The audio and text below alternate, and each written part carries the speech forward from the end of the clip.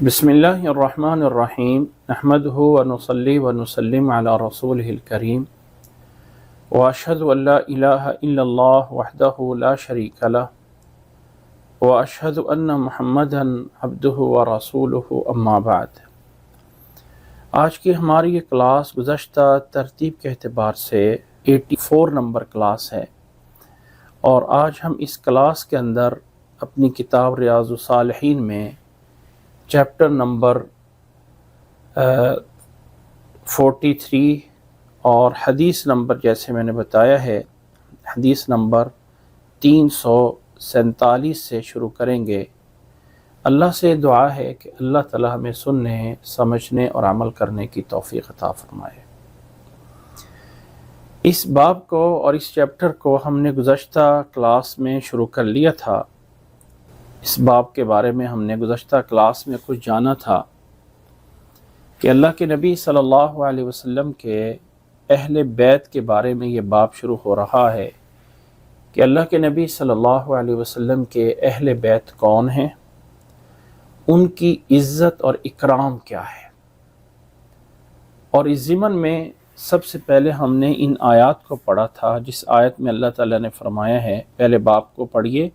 باب اکرام اہل بیت رسول اللہ صلی اللہ علیہ وسلم و بیان فضلہم۔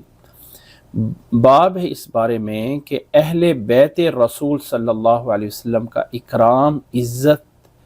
و بیان فضلہم، اور ان کی فضیلت کا بیان۔ اس باب میں سب سے پہلے وہ آیت لے کے آتے ہیں سورۃ احزاب کی، اعوذ باللہ من الشیطان الرجیم، انما یرید اللہ لیذھب عنکم الرجس اہل البیت ویطہرکم تطہیرا۔ سورۃ احزاب کی آیت نمبر 33 میں اللہ تعالیٰ نے فرمایا ہے کہ اللہ تعالیٰ تمہیں پاک کرنا چاہتا ہے، اللہ تعالیٰ تم سے پلیدی کو دور کرنا چاہتا ہے اے اہل بیت کے لوگوں، اور اللہ تعالیٰ تمہیں پاک کرنا چاہتا ہے، اچھی طرح پاک کرنا۔ اور اس آیت کا بیک گراؤنڈ ہم اچھی طرح جان چکے ہیں کہ یہ آیت اللہ کے نبی صلی اللہ علیہ وسلم کی ازواج مطہرات کے بارے میں چل رہی ہے، اور اللہ کے نبی صلی اللہ علیہ وسلم کی ازواج مطہرات ہی سب سے پہلے اس آیت کے مخاطب ہیں۔ اور اللہ تعالیٰ نے اپنے نبی صلی اللہ علیہ وسلم کو اس آیت میں جو نازل فرمائی ہے، سب سے پہلے اللہ کے نبی صلی اللہ علیہ وسلم کی بیویوں کو مخاطب فرمایا، اور یا اہل البیت کہہ کے انہیں پکارا گیا ہے۔ سب سے پہلے تو یہ بات گزشتہ کلاس میں سمجھ گئی تھی۔ دوسرا یہ سمجھ لیجئے کہ اہل بیت کنہیں کہا جاتا ہے۔ یہ بیویاں تو چلو مخاطب میں آ گئی ہیں۔ اللہ کے نبی صلی اللہ علیہ وسلم قبیلہ قریش سے ہیں، اور قبیلہ قریش کی بہت ساری جو ہے وہ شاخیں ہوتی ہیں، یہ شاخ، یہ شاخ، یہ شاخ۔ یعنی جیسے مثال کے طور پہ آج کل کاسٹ ہے کسی کی، کوئی راجپوت ہے تو راجپوت کے اندر پتہ نہیں کتنے جو ہیں وہ قسمیں بن جاتی ہیں۔ اسی طرح عربوں کے ہاں ایک بڑا قبیلہ قریش ہے، اور قریش کے اندر بنو عدی بھی تھا، بنو تمیم بھی تھا، اسی طرح بنو ہاشم بھی تھا۔ تو وہ بنو ہاشم کے لوگ جو اللہ کے نبی صلی اللہ علیہ وسلم کے رشتہ داری چلی ہے، وہ ان سے آگے جو اولاد چلی ہے وہ حضرت علی رضی اللہ تعالیٰ عنہ سے، حضرت جعفر رضی اللہ تعالیٰ عنہ سے، حضرت عباس رضی اللہ تعالیٰ عنہ سے، یہ جو بنو ہاشم کے لوگ تھے، یہ سارے کے سارے اہل بیت تک کہلاتے ہیں۔ اب یہاں پہ ایک بات نوٹ کر لیجئے گا حدیث کے شروع کرنے سے پہلے، کہ جو بیوی ہوتی ہے نا، ہو سکتا ہے کہ بیوی کچھ وقت تک انسان کے ساتھ رہے اور پھر اس کو جو ہے وہ طلاق ہو جائے اور وہ کسی دوسرے کی بیوی بن جائے۔ اللہ کے نبی صلی اللہ علیہ وسلم کے دور میں ایسا ہوتا تھا، یعنی بہت ساری صحابیات ایک کے پاس نہیں رہی ہیں، بلکہ ان کے زندگی میں 2-3 خامد رہے ہیں۔ اسی طرح ایک انسان کے پاس ایک بیویاں نہیں ہوتی تھیں، ایک سے زیادہ بیویاں ہوتی تھیں۔ اب جب بیوی ایک دوسرے کے خاندان میں جا سکتی ہے کہ یہ کبھی اس کے خاندان میں، کبھی اس کے خاندان میں، تو اس لیے سب سے پہلا جو اہل بیت میں آتا ہے وہ اللہ کے نبی صلی اللہ علیہ وسلم کے بنو ہاشم کے لوگ ہیں۔ بنو عباس ہیں، بنو فضل ہیں، بنو عقیل ہیں، بنو جعفر ہیں، بنو علی رضی اللہ تعالیٰ عنہ ہیں۔ یہ سارے کے سارے اہل بیت کہلاتے ہیں۔ اور اللہ کے نبی صلی اللہ علیہ وسلم کی بیویاں جب تک آپ صلی اللہ علیہ وسلم کی زوجیت میں رہیں اور آخری دم تک رہیں، اس لیے وہ بھی اہل بیت میں شامل ہیں۔ لیکن ایک خاصیت ہے اہل بیت کی، اور وہ ہے کہ ان پہ صدقہ جائز نہیں ہے، ان پہ صدقہ جائز نہیں ہے، زکوٰۃ جائز نہیں ہے۔ یہ اس سے مراد وہ اہل بیت ہے جو اللہ کے نبی صلی اللہ علیہ وسلم کے بنو ہاشم قبیلے سے تعلق رکھتے ہیں، جن پر صدقہ جو ہے وہ جائز نہیں ہے۔ اللہ کے نبی صلی اللہ علیہ وسلم صدقہ نہیں لیتے تھے، ہدیہ جو ہے وہ قبول کر لیتے تھے۔ اب یہ بات پہلے ہمیں سمجھ گئی کہ یہ وہ لوگ ہیں جن کو اہل بیت کہا جاتا ہے، جن پر صدقہ جو ہے حرام ہے۔ اب جو حدیث شروع کرنے جا رہے ہیں، اس حدیث سے پہلے میں کچھ وضاحت کر دینا چاہتا ہوں، سمجھا دینا چاہتا ہوں۔ جب ہمیں بات سمجھ آ جائے گی نا تو پھر حدیث سمجھنا آسان ہوگی۔ اللہ کے نبی صلی اللہ علیہ وسلم، اس میں کوئی شک نہیں کہ اہل بیت سے ہیں، اور اہل بیت کی فضیلت اور مقام اور مرتبہ بہت بڑا ہے۔ لیکن ایک بات یاد رکھ لیں کہ دین اسلام ایک ایسا دین ہے جو کسی خاص خاندان کے لیے نہیں آیا۔ ان اللہ لا ينظر الى صورکم واشکالکم والوانکم، اللہ تعالیٰ تمہارے شکلوں، تمہارے دلوں، تمہارے شکلوں اور تمہارے رنگوں کی طرف نہیں دیکھتا۔ اللہ تعالیٰ کیا معیار ہے کہ انسان کا دل کیا ہے، انسان کے دل کے اندر کیا چل رہی ہے بات۔ تو اصل دین اسلام جو ہے وہ خاندانی دین نہیں ہے۔ ہاں، خاندان کو اہمیت حاصل ہے دین میں ہونے کی وجہ سے،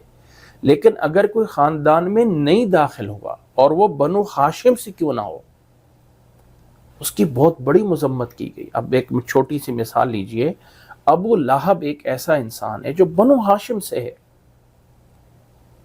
قرآن مجید میں واحد یہ شخص ہے جس کی مذمت کی گئی ہے اور قیامت تک چلتی رہے گی، اور وہ ہے تبت یدا ابی لہب وتب۔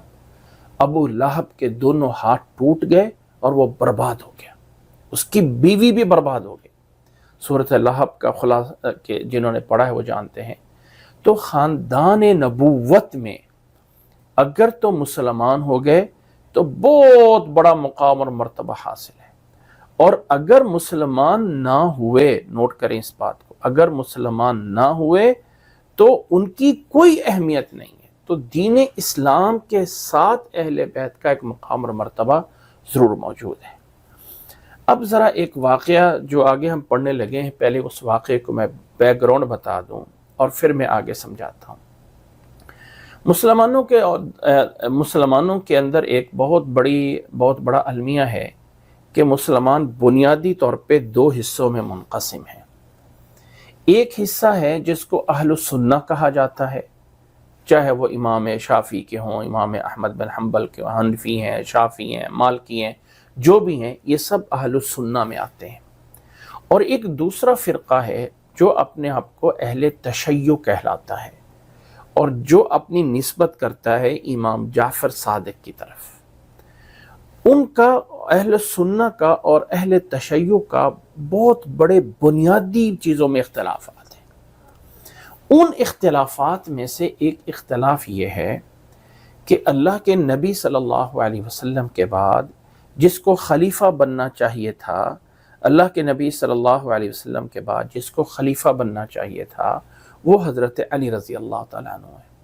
یہ دعویٰ ہے اس فرقے کا جس کو ہم اہل تشیع یا شیعہ کہتے ہیں، یا جنہیں روافض کہا جاتا ہے۔ ان کا نظریہ یہ ہے کہ اللہ کے نبی صلی اللہ علیہ وسلم کے بعد حضرت علی رضی اللہ تعالیٰ عنہ کا خلیفہ بننے کا حق تھا، جبکہ انہیں خلیفہ نہیں بننے دیا گیا اور ان پر ظلم کیا گیا، اور اس ظلم کے لیے مختلف طریقے کے قصے اور کہانیاں بنائی گئی ہیں۔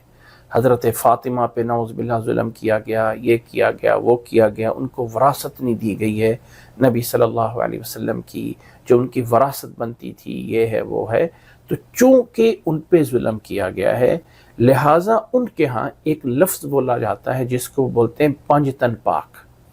جس کا معنی یہ ہے کہ اللہ کے نبی صلی اللہ علیہ وسلم نمبر ایک، نمبر دو حضرت علی رضی اللہ تعالیٰ عنہ، نمبر تین حضرت حسن، نمبر چار حضرت حسین رضی اللہ تعالیٰ عنہم اجمعین، اور 5ویں نمبر پہ حضرت فاطمہ رضی اللہ تعالیٰ عنہ. یہ 5 لوگوں کا وہ ایک پنجہ بناتے ہیں، اور گویا کہ ان کے ہاں یہ ہے کہ یہ 5 لوگ اصل مسلمان تھے اور باقی نعوذ باللہ کوئی مسلمان ہی نہیں رہا تھا. یہ ایک بنیادی اختلاف ہے. دوسرا ان کے ہاں اختلاف یہ ہے، دوسرا اختلافات یہ ہے کہ اگرچہ ان کے عوام الناس، میں آپ کو ایک بات سمجھا دوں، آج کل ہم جیسے میں اور آپ چل رہے ہیں، بہت سارے جو ہیں وہ عیسائی لوگوں کو اپنی عیسائیت کے مذہب کا نہیں پتہ ہے. ہو سکتا ہے کہ بہت سارے اہل تشیع عام عوام الناس ہوں جن کو اپنے مذہب کے بارے میں پوری طرح پتہ نہ ہو کہ ہمارا مذہب کیا ہے، پوری طرح ان کو نہیں پتہ. لیکن ایک بات بتانے کی، جب ان کو پوری طرح اس کا نہیں پتہ ہے تو ان کی کتابوں میں یا ان کے مذہب میں یہ چیز موجود ہے. یہ بات ذہن میں رکھ لیجئے گا کہ قرآن مجید میں بھی وہ کچھ آیات کا دعویٰ کرتے ہیں کہ یہ آیات موجود تھیں قرآن مجید میں، لیکن بعد کے لوگوں نے ان آیات کو نکال دیا. یہ دعویٰ کرتے ہیں بعض لوگ، ان کے لوگ، گویا کہ قرآن مجید جو موجودہ قرآن مجید ہے اس کو بھی وہ پوری طرح نہیں مانتے ہیں. یہ دوسرا بنیادی اختلاف ہے. ہاں انفرادی طور پہ کوئی خاندان، کوئی فیملی، کوئی مانتے ہیں، کوئی حرج نہیں ہے، لیکن ایک اجتماعی طور پہ جو ایک مذہب بنتا ہے اس اعتبار سے وہ موجودہ قرآن مجید میں بھی تحریف کے قائل ہیں. یہ ایک دوسرا بنیادی اختلاف ہے. تیسرا بنیادی اختلاف یہ ہے، نوٹ کریں تیسری بات، کہ اہل سنہ کے سامنے یہ ہے کہ اللہ تعالیٰ کی عبادت کرنی چاہیے، اور دوسرے نمبر پہ نبی صلی اللہ علیہ وسلم کی رسالت ہے، اور بس. اب یہ 2 چیزیں ہیں، ایک توحید اور ایک رسالت. اللہ تعالیٰ کی توحید، نبی صلی اللہ علیہ وسلم کی رسالت، بس. باقی جو چیزیں ہیں نا، صحابی ہونا، ولی ہونا، فلاں ہونا، یہ ان کے تابع ہیں، یہ ان کے انڈر میں آتے ہیں. اب جو اللہ اور اللہ کے رسول کو اچھی طرح مانتا ہے، پوری چیزوں پہ کام کرتا ہے، وہ اللہ کا ولی اللہ بن جاتا ہے. یہ باقی چیزیں انڈر میں آتی ہیں، لیکن اصل چیز جو ہے وہ عبودیت اور رسالت ہے. جبکہ اہل تشیع کے ہاں ایک تیسری چیز بھی ہے جس کو وہ امامت کہتے ہیں. نبوت کے ساتھ ایک امامت کا ہونا ضروری ہے، اور امامت کا ایک مرتبہ جس کو، اور اس امامت کے ساتھ ایک چیز ایڈ کرتے ہیں، ولایت. امامت اور ولایت یہ ایک جیسے نبوت کا ایک مرتبہ ہے، اسی طرح سے ملتا جلتا، اسی طرح کا، بلکہ بعض تو اس کے نبوت کے مرتبے سے بھی اس امامت کے مرتبے کو بڑا کر دیتے ہیں، کہ وہ جو امامت کا مرتبہ ہے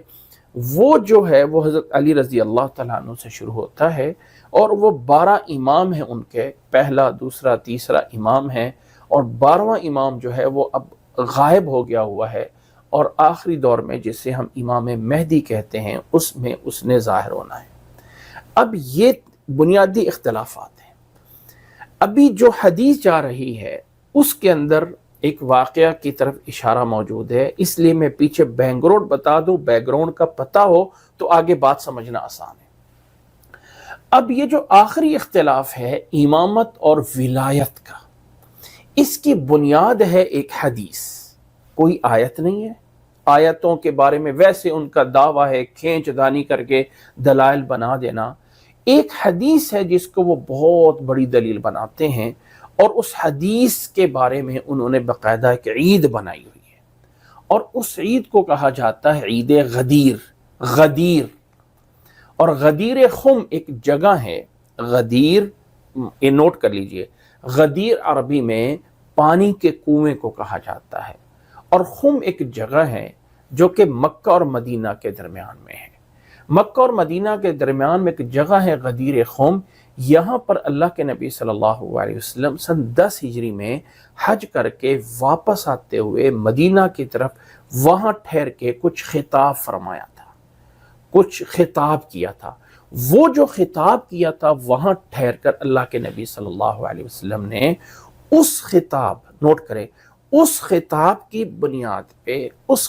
بنیاد پہ ساری جو ہے وہ بات کی جاتی ہے کہ وہ جو خطاب اللہ کے نبی صلی اللہ علیہ وسلم نے اس موقع پہ کیا تھا وہ اس کی بنیاد ہے وصیت اور امامت کی. اور اس خطاب کے اندر اللہ کے نبی صلی اللہ علیہ وسلم نے اہل بیت کی اہمیت بیان کی تھی، اور اس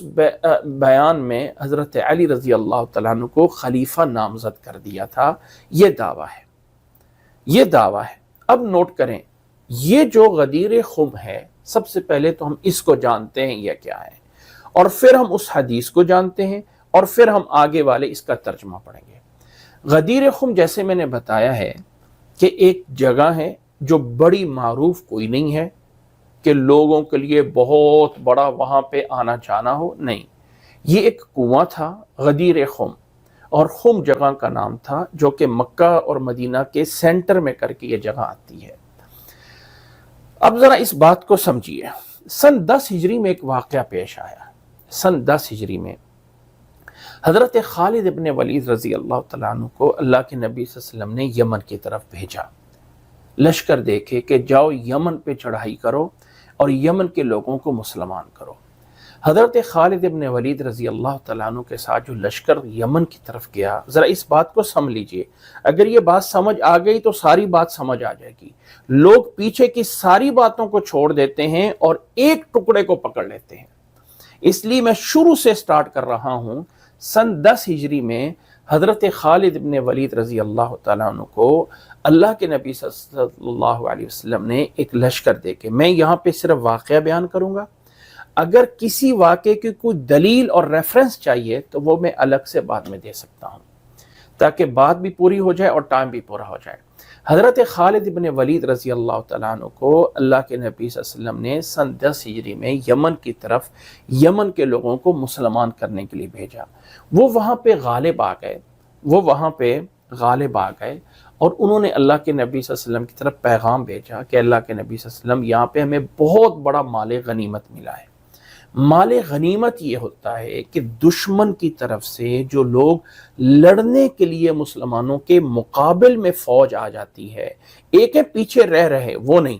ایک ہے جو فوج آ جاتی ہے، ان کا سامان، ان کی تلواریں، ان کے نیزے، ان کی سواریاں، ان سے لیے گئے درہم دینار، ان کے پاس ساز و سامان، ان کے اونٹ، ان کی بکریاں، یہ سارا کا سارا سامان مسلمانوں کے قبضے میں جب آ جاتا ہے اس کو مال غنیمت کہا جاتا ہے۔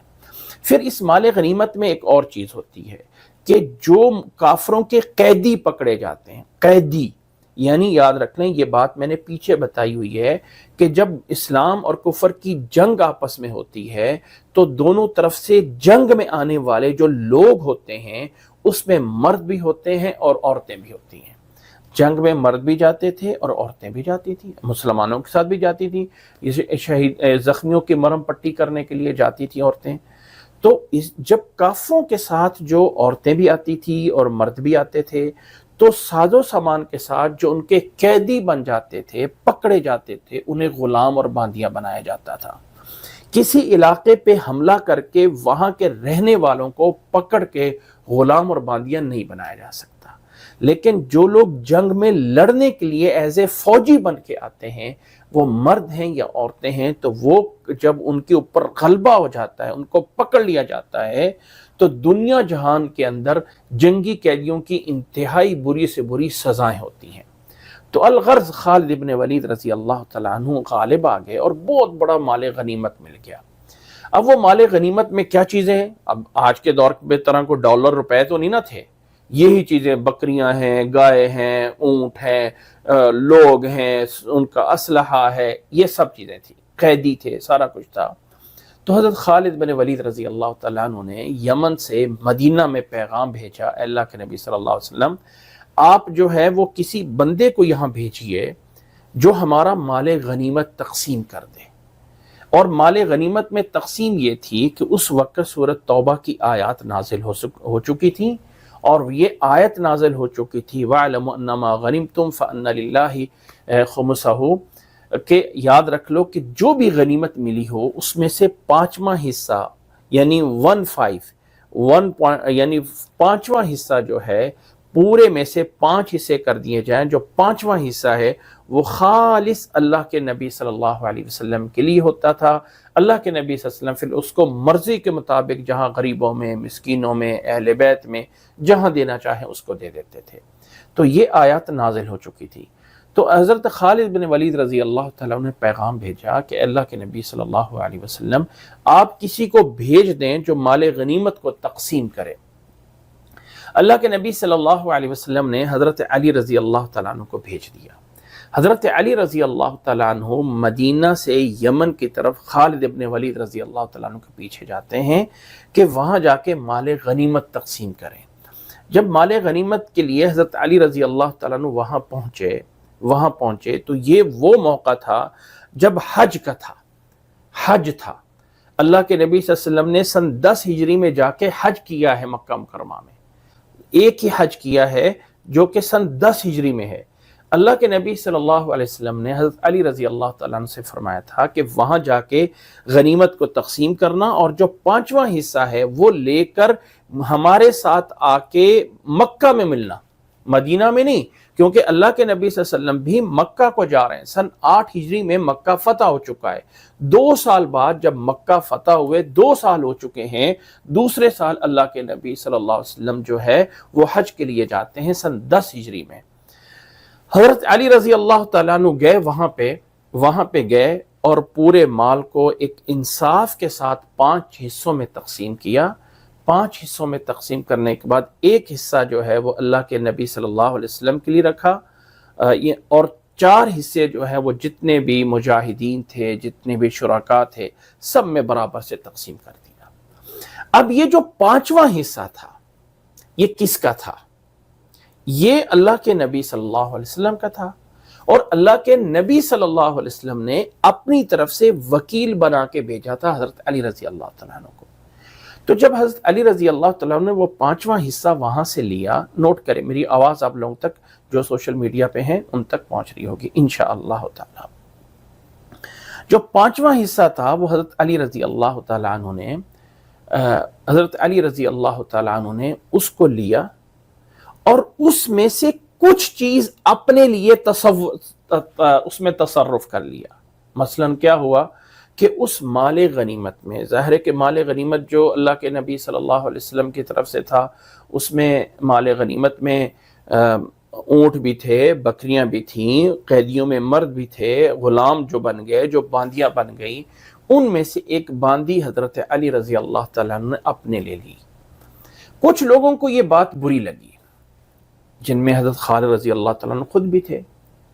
اور بھی کچھ لوگ تھے کہ یہ تو آپ جا کے اللہ کے نبی صلی اللہ علیہ وسلم کو دو، پھر وہ آگے جس کو مرضی دیں، آپ اپنی مرضی سے اس سے کیوں لے رہے ہو؟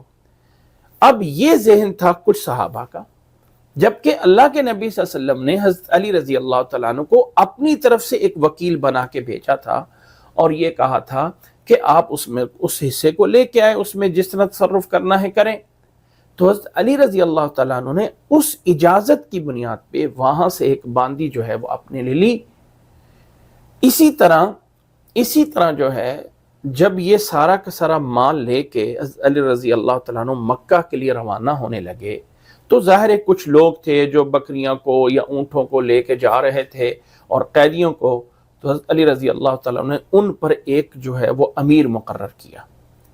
کہ یہ تمہارا جو ہے وہ امیر ہے، اس کی قیادت میں یہ سواریاں اونٹیاں جو ہے سب نبی صلی اللہ علیہ وسلم کی ہیں، اس پہ کوئی سواری نہ کرے، اور کہا کہ تم چلو میں پیچھے سے آ رہا ہوں کچھ کام نمٹا کے۔ وہ سارے کے سارے لوگ جو ہے وہ چل دیے، اور حضرت علی رضی اللہ تعالیٰ عنہ پیچھے یمن سے چلے بعد میں۔ جب پیچھے بعد میں چلے حضرت علی رضی اللہ تعالیٰ عنہ، اللہ اکبر، جب حضرت علی رضی اللہ تعالیٰ عنہ پیچھے سے چلے تو راستے میں جا کے اس کو ملے، ان لوگوں کو جب دیکھا کہ وہ اونٹوں پہ سوار ہیں، تو حضرت علی رضی اللہ تعالیٰ عنہ نے اس کے امیر کو بلایا اور ان کو ڈانٹا کہ یہ ساری چیزیں تمہارے پاس امانت ہیں، تم کیوں ان کے اوپر کر رہے ہو؟ یہ تو نبی اسلام کی امانت جا رہی ہیں۔ تو ان لوگوں کے اوپر ذرا سختی کی، تو ان لوگوں کے دل میں تھوڑی سی بات آ گئی کہ جب یہ امانت ہے تو حضرت علی خود اس کو کیوں استعمال کر رہے ہیں؟ یہ تو جا کے پہلے اللہ کے نبی کو دیں پھر اس کو استعمال کریں۔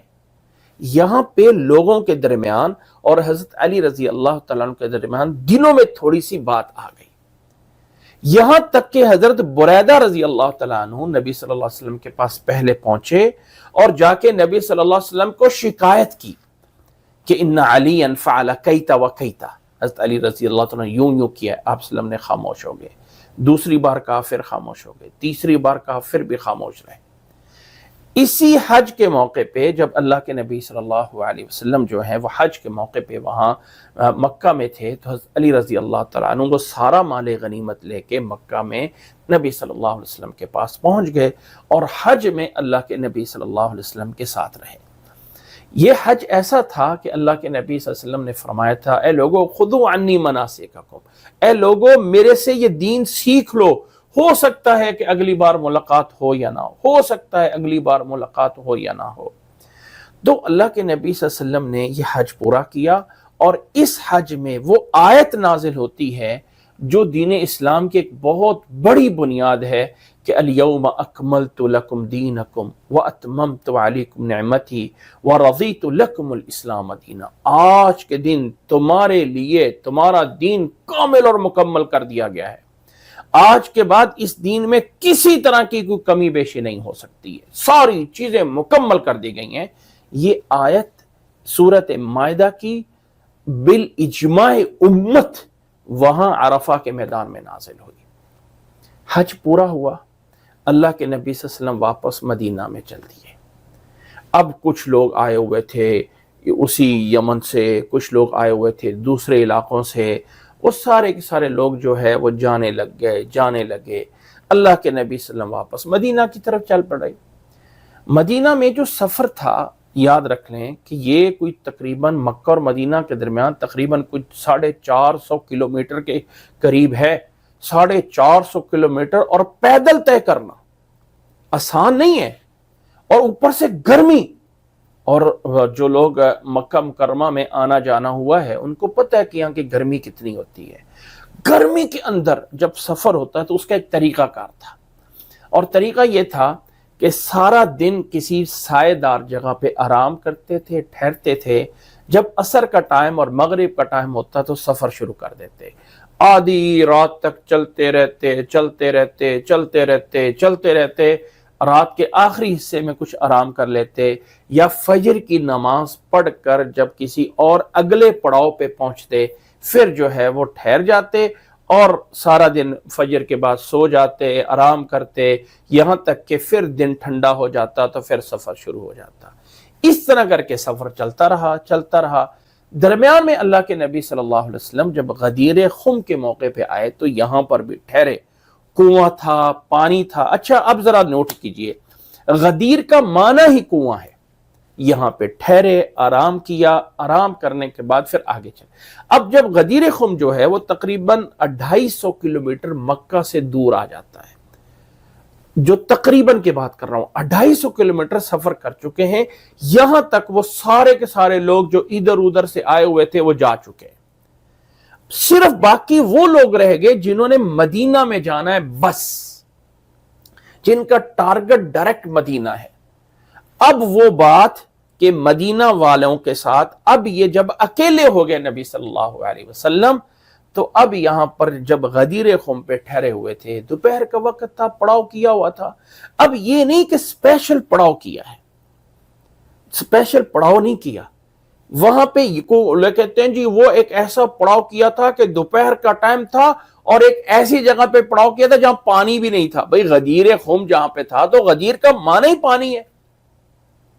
وہ ایک ایسے قصے کہانیاں بنائے جاتے ہیں کہ غدیر خم پہ پانی نہیں تھا اور دوپہر کے وقت وہاں پہ، بھئی دوپہر کے وقت اس لیے کہ رات کو سفر کرتے تھے، دوپہر کو ٹھہرتے تھے، تو دوپہر کو ٹھہرے ہوئے تھے، وہاں ان کو جمع کیا اور اللہ کے نبی صلی اللہ علیہ وسلم نے واعظ و نصیحت کی اللہ کے بارے میں، اپنے یعنی احکامات کے بارے میں۔ اب یہاں پر وہ والی بات جو حضرت علی رضی اللہ تعالیٰ عنہ کی شکایت چل رہی تھی، حضرت خالد رضی اللہ تعالیٰ عنہ کے ساتھ جو شکایت چل رہی تھی، اب وہ والی بات جو ہے، اس بات کو، وہ والی بات کو اللہ کے نبی صلی اللہ علیہ وسلم نے اب وضاحت کرنا چاہا، اور اس موقع پہ اللہ کے نبی صلی اللہ علیہ وسلم نے فرمایا، ابھی جو حدیث آئے گی اس میں، کہ انی تارکن، میں تمہارے اندر دو چیزیں چھوڑے جا رہا ہوں، ثقلین، ثقل کہتے ہیں ایک بوجھ بھاری چیز کو، یعنی محتم بشان، ایک اہتمام والی چیز، ایک اللہ کی کتاب ہے اور دوسرا جو ہے وہ عطرتی میری اہل بیت کے لوگ ہیں، اور اذکرکم اللہ فی اہل بیتی، میں اپنے اہل بیت کے بارے میں تمہیں اللہ کی یاد کراتا ہوں۔ اب یہاں پر وہ پیچھے جو خالد رضی اللہ تعالیٰ عنہ کا غالب آنا، حضرت بریدہ کی شکایت کرنا، وہ راستے سفر میں حضرت علی سے لوگوں کا خفا ہونا، وہ ساری کی ساری چیزوں کو اکٹھا کر کے جب مدینہ والے صرف لوگ رہ گئے تو تب اللہ کے نبی صلی اللہ علیہ وسلم نے ان کو سمجھایا کہ دیکھو اہل بیت کی ایک اہمیت ہے، حضرت علی رضی اللہ تعالیٰ عنہ جو ہیں وہ اہل بیت سے ہیں۔ یہاں پر پھر وہ الفاظ فرمائے من کنت مولاہ فعلی مولاہ، اور پھر اس کی وضاحت آگے کی اللہم والی من والاہ، اللہم والی من والاہ، یہ حدیث میں آتا ہے۔ اب یہاں پر جو لوگ کہتے ہیں نبی صلی اللہ علیہ وسلم نے فرمایا کہ حضرت علی کے بارے میں کہا من کنت مولاہ فعلی مولاہ، پیچھے کی ساری باتیں چھوڑ دیتے ہیں اور ان الفاظ کو پکڑ کرتے ہیں، جس کا میں مولا اس کا علی مولا، جس کا میں مولا اس کا علی مولا۔ ٹھیک ہے، یہ جو ہے اس کو پکڑ لیتے ہیں اور یہاں سے پھر نکلا مولا علی، مولا فلاں، مولا فلاں، مولا فلاں، اور اس کا بیک گراؤنڈ پیچھے سارا کا سارا چھوڑ دیتے ہیں۔ اب اس موقع پہ نبی صلی اللہ علیہ وسلم نے اہل بیت کی اہمیت بیان کی، اور اس اہمیت میں حضرت علی رضی اللہ تعالیٰ عنہ کو یہ فرمایا من کنت مولاہ فعلی مولاہ، یہ فرمایا۔ اب اس موقع پہ نہ ہی خلافت کی بات ہوئی، خلافت کی بات نہیں ہوئی ہے کہ میرے بعد خلیفہ حضرت علی رضی اللہ تعالیٰ عنہ، نہیں، جو یہ کہا جاتا ہے کہ اس موقع پہ نبی نے لوگوں سے حضرت علی کی خلافت کی بیعت لی، یہ صرف جھوٹ ہے، اس کا کوئی حقیقت سے تعلق نہیں ہے، نہیں بیعت لی۔ اور یہ آیت اس موقع پہ نازل ہوئی الیوم اکملت لکم دینکم، نہیں، یہ آیت عرفات کے میدان میں نازل ہو چکی ہے۔ متعدد صحابہ یعنی اس کو تواتر کے ساتھ ثابت ہے کہ یہ آیت وہاں پہ نازل ہو چکی ہے، دین کامل اور مکمل ہو چکا ہے۔ یہاں پہ آ کے وہ جو اشکال لوگوں کے اندر پیدا ہوا تھا حضرت علی کی نسبت، وہاں پہ اللہ کے نبی صلی اللہ علیہ وسلم نے اہل بیت کی اور حضرت علی رضی اللہ تعالیٰ عنہ کی فضیلت بیان کی۔ دیکھیں ہر ایک کے اپنے فضائل ہیں، ابو بکر کے اپنے فضائل ہیں، عمر کے اپنے فضائل ہیں، عثمان کے اپنے فضائل ہیں، علی کے اپنے فضائل ہیں، حسن اور حسین کے اپنے فضائل ہیں، رضی اللہ تعالیٰ علیہم اجمعین، اللہ تعالیٰ ان تمام سے راضی ہو گیا، اللہ تعالیٰ ان تمام سے راضی ہو گیا۔ اب حالانکہ ایک بات سنیں، ایک سلامتی، ذرا یہ بتائیے سلامتی ہونا بڑا مرتبہ ہے یا اللہ کا راضی ہونا بڑا مرتبہ ہے؟ حیرانگی کی بات یہ ہے کہ لوگ حضرت علی علیہ السلام کہہ کے سمجھتے ہیں کہ علیہ السلام بڑا مرتبہ، بھائی علیہ السلام کا معنی ان پہ سلامتی ہو، جبکہ رضی اللہ کا معنی اللہ کا اللہ راضی ہو، تو رضات بڑا مرتبہ ہے۔ اس میں کوئی شک نہیں کہ ایک اصطلاح بن گئی ہے کہ نبیوں کے لیے علیہ السلام بولا جاتا ہے،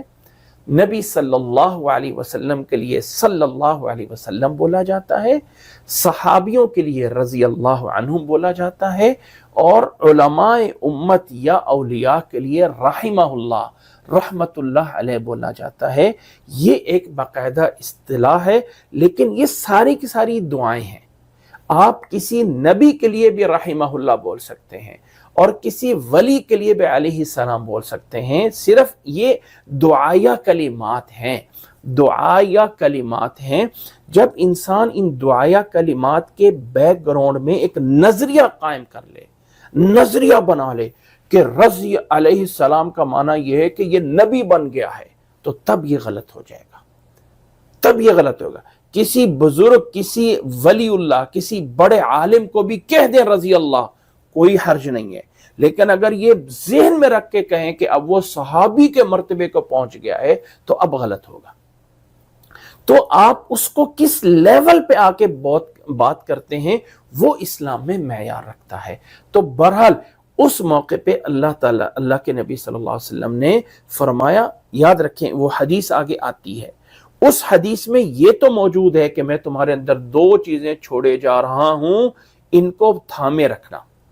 یہ موجود ہے۔ اس کے اندر جو اضافہ کیا جاتا ہے کہ اگر تم نے ان کو چھوڑ دیا تو گمراہ ہو جاؤ گے، وہ اس حدیث میں اضافہ نہیں ہے، نوٹ کریں۔ نہ ہی اس حدیث میں یہ اضافہ موجود ہے، نہ اس حدیث میں یہ اضافہ ہے کہ اس موقع پہ اللہ کے نبی صلی اللہ علیہ وسلم نے حضرت علی کے لیے لوگوں سے بیعت لی، یہ بھی موجود نہیں ہے۔ نہ اس حدیث میں یہ چیز موجود ہے کہ اللہ کے نبی صلی اللہ علیہ وسلم پہ الیوم اکملت لکم یہ والی آیت اس موقع پہ نازل ہوئی، نہ اس حدیث میں یہ موجود ہے۔ صرف اتنا ہے کہ اللہ کے نبی صلی اللہ علیہ وسلم نے اپنے اہل بیت کا فرمایا ان کا اہتمام کرو، اور حضرت علی کے بارے میں جو لوگوں کو اشکالات ہو رہا تھا کہ یہ انہوں نے مال غنیمت میں صحیح نہیں کیا، تو اللہ کے نبی صلی اللہ علیہ وسلم نے حضرت علی رضی اللہ تعالیٰ عنہ کو اس کا دفاع فرمایا کہ علی کا حق تو اس سے بھی زیادہ تھا جو انہوں نے اس سے لیا ہے، علی کا حق رضی اللہ تعالیٰ عنہ کا زیادہ ہے جو انہوں نے اس مال غنیمت سے لے لیا تھا، کیونکہ خمس جو ہے 5واں حصہ مال غنیمت کا، وہ اہل بیت نبی صلی اللہ علیہ وسلم کے لیے ہیں۔ اللہ تعالیٰ کے نبی اس کو جہاں چاہیں صرف کر سکتے ہیں، اپنے اہل بیت میں، آگے کسی غربا اور مساکین میں، جہاں چاہیں کر سکتے ہیں۔ تو حضرت علی رضی اللہ تعالیٰ عنہ کا حصہ تو اس سے زیادہ بنتا تھا۔ اس موقع پہ اللہ کے نبی صلی اللہ علیہ وسلم نے وہ جو اشکال پیدا ہوا تھا اس کو دور فرمایا۔ لوگوں نے پچھلی ساری باتیں چھوڑ دیں اور اس کا اتنا ٹکڑا پکڑ لیا کہ من کنت مولاہ فعلی مولا، جس کا مولا میں اس کا۔ حالانکہ دیکھیں جی، نبی صلی اللہ علیہ وسلم کو ہم مولا کیسے مانتے ہیں؟ کیسے مانتے ہیں بھائی؟ جیسا مولا نبی ویسا مولا علی، تو نبی کو کیا ہم خدا مانتے ہیں؟ کیا نبی کو معبود ہونا مانتے ہیں؟ نبی کی بات مانتے ہیں، نبی کی اتباع کرتے ہیں۔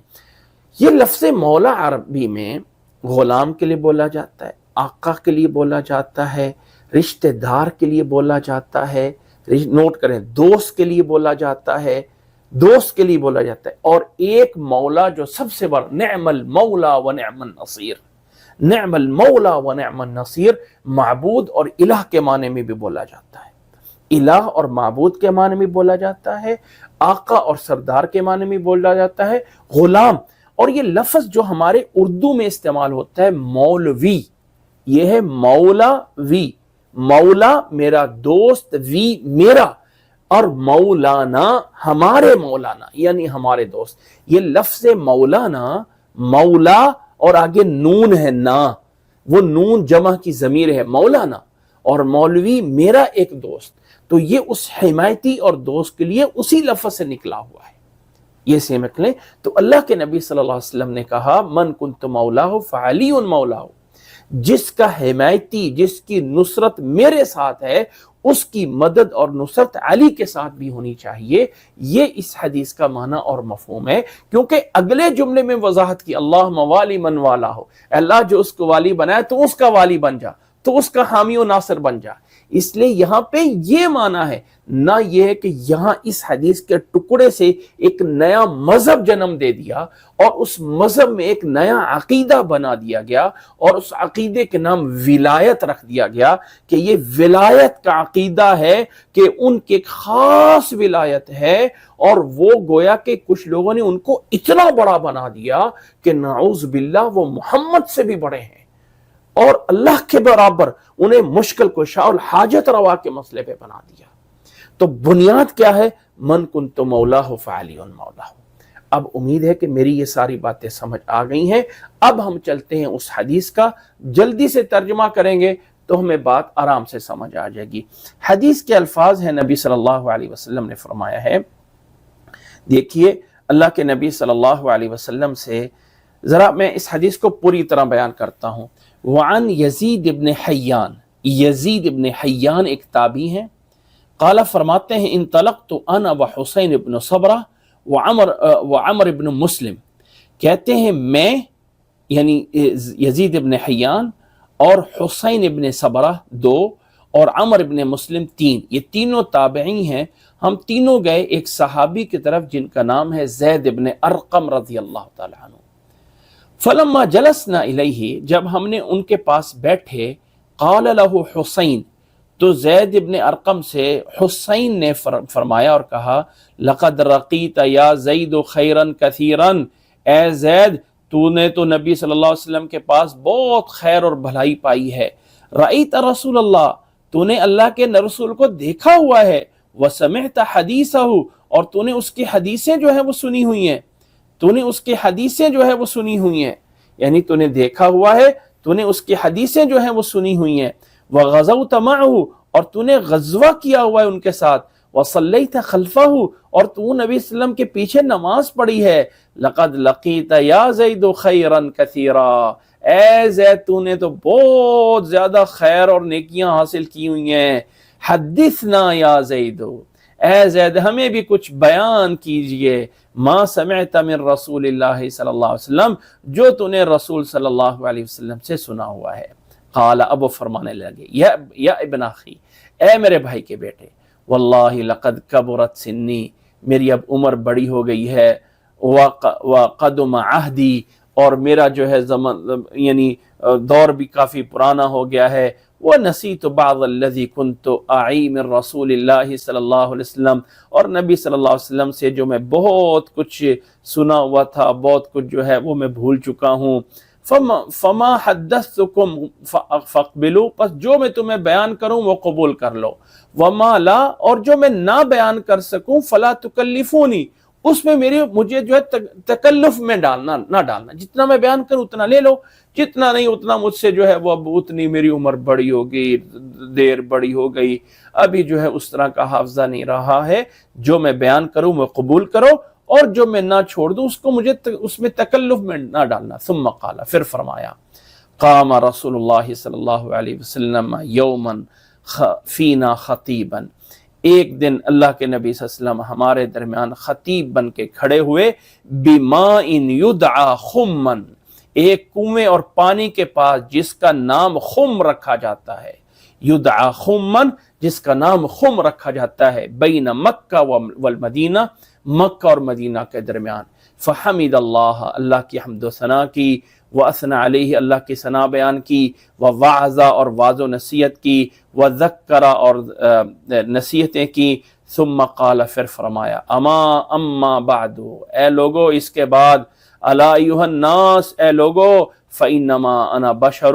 میں ایک انسان بشر ہوں، یوشک ان یأتی رسول ربی، قریب ہے کہ میرے رب کا رسول یعنی رب کا بلاوا آ جائے، فأجیب، اور میں اس کو قبول کر لوں، یعنی میرا اے لوگو میں بشر ہوں، میرا بھی آخری وقت آ رہا ہے، وَأَنَا تَارِكُمْ فِيكُمْ ثَقَلَيْن، اور میں تمہارے اندر دو اہم چیزیں چھوڑے جا رہا ہوں، ثقلین، ثقل کہا جاتا ہے، ثقل جیسے میں نے پہلے بتایا ہے کہ ثقل کہا جاتا ہے ایک ثقیل سے، ایک بھاری چیز کو، یہاں مراد ہے اہتمام والی چیز، محتم چیز، یعنی ایک اہتمام والی چیز جو ہے وہ تمہارے اندر جو ہے میں چھوڑے جا رہا ہوں، محتم بالشام والی چیز وہ چھوڑے جا رہا ہوں۔ فرمایا انی تارکن فیکم ثقلین، میں تمہارے اندر دو ثقل، دو اہتمام والی چیزیں جو ہے وہ چھوڑے جا رہا ہوں۔ اولہما کتاب اللہ، پہلی چیز ہے ان سے اللہ کی کتاب، پہلی چیز ہے اللہ کی کتاب، فیہ الہدا والنور، اس میں اللہ کی طرف سے ہدایت ہے اور نور ہے۔ فخذوا بکتاب اللہ، فخذوا بکتاب اللہ وتمسکوا بہ، بس اللہ کی کتاب کو پکڑ لو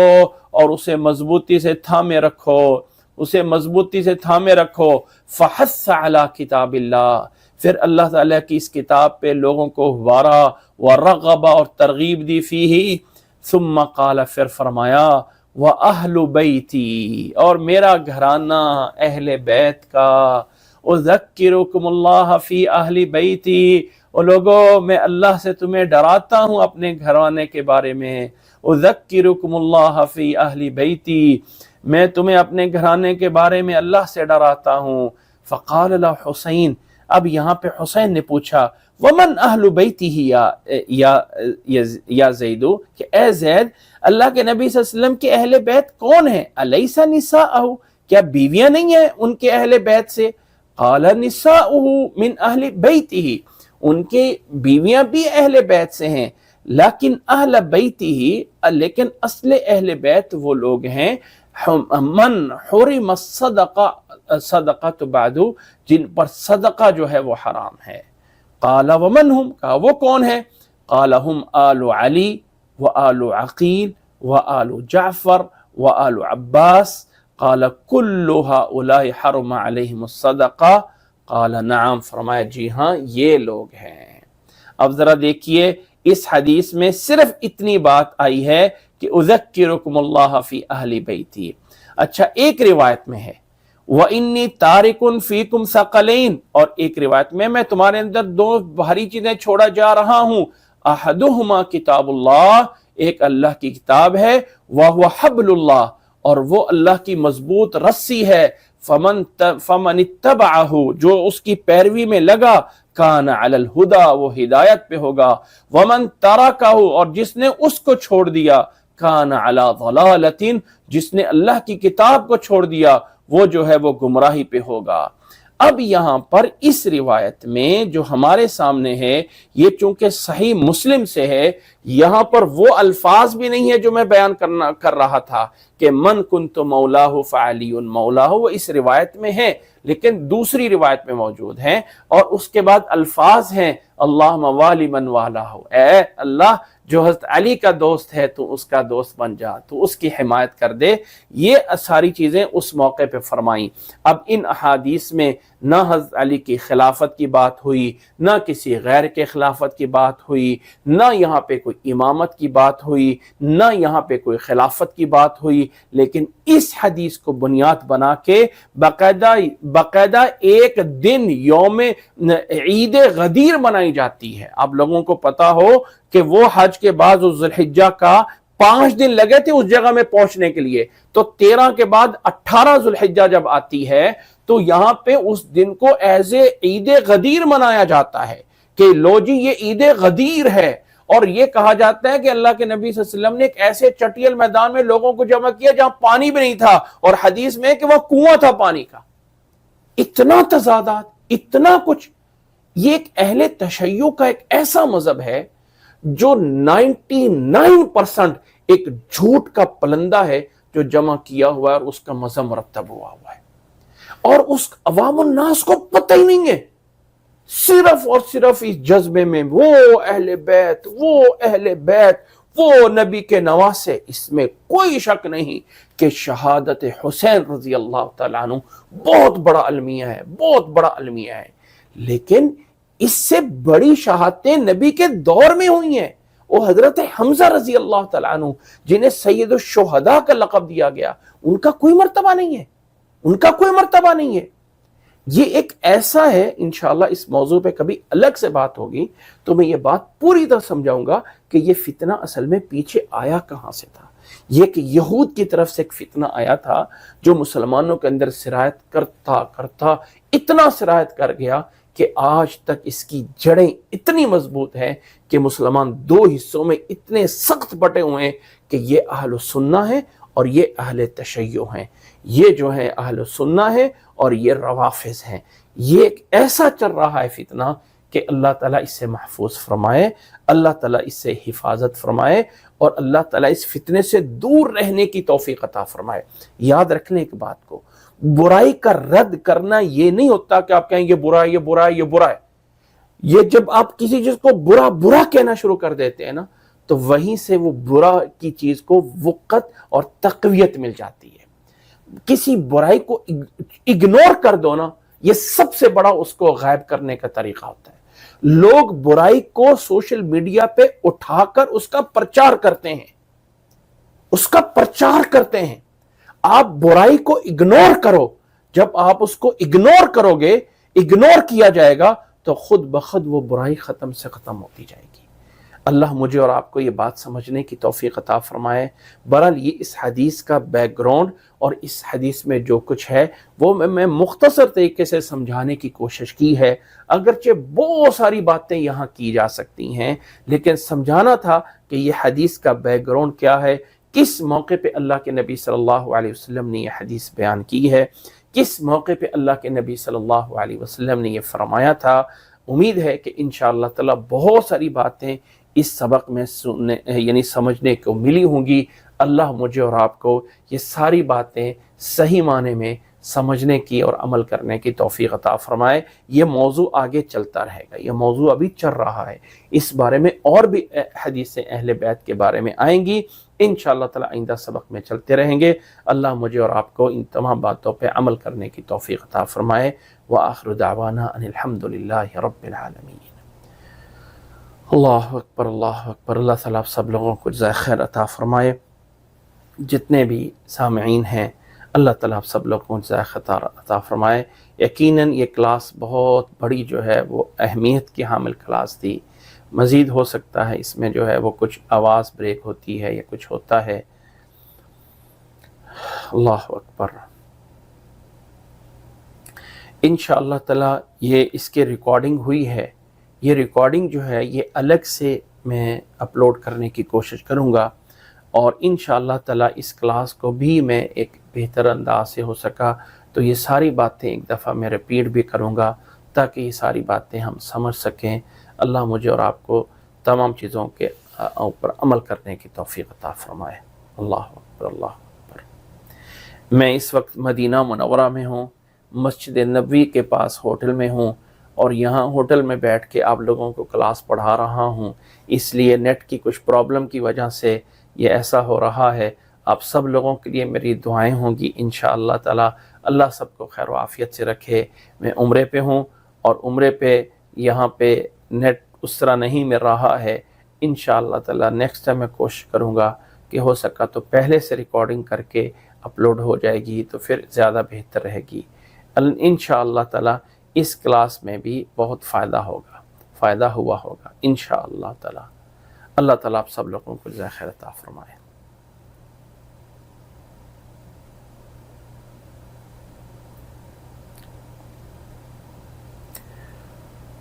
अल्लाह अकबर, अल्लाह अकबर, अल्लाह अकबर।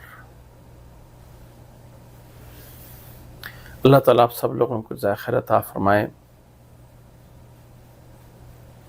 अल्लाह अकबर, अल्लाह।